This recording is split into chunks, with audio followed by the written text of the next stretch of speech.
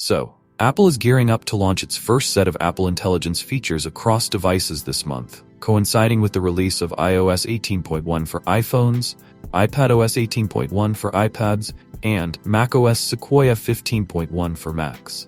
However, not every Apple user will gain immediate access to these new AI-powered capabilities. The company has introduced specific hardware and software requirements that must be met, meaning many older iPhones, iPads, and Macs won't support these features due to storage and performance limitations. Apple has shared a list of compatible devices, including the iPhone 16 series, iPhone 15 Pro and Pro Max, M1 iPad Pro and iPad Air, and newer models.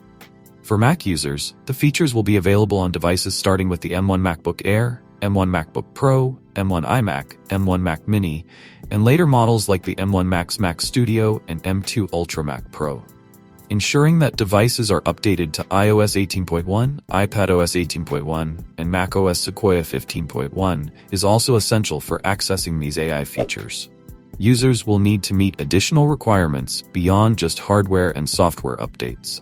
Apple has confirmed that iPhone users will need at least 4 GB of free storage to activate the AI features, and this storage requirement is expected to increase in future updates. While specific storage needs for iPads and Macs haven't been disclosed yet, users will likely need sufficient free space on these devices as well. There are also some language and regional restrictions to consider.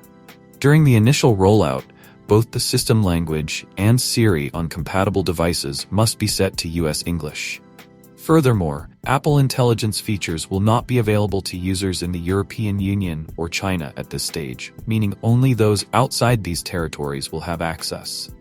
With these conditions in place, Apple aims to ensure a smooth and controlled introduction of its new intelligence features, gradually expanding functionality as the rollout progresses.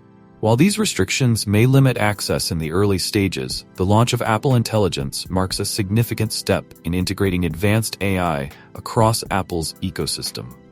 As more devices adopt the technology and storage requirements evolve, users can expect expanded capabilities over time, enhancing their experience across iPhones, iPads, and Macs. So what do you guys think about the upcoming Apple Intelligence update? Let me know your thoughts in the comments down below. And as always, I will see you guys in my next video.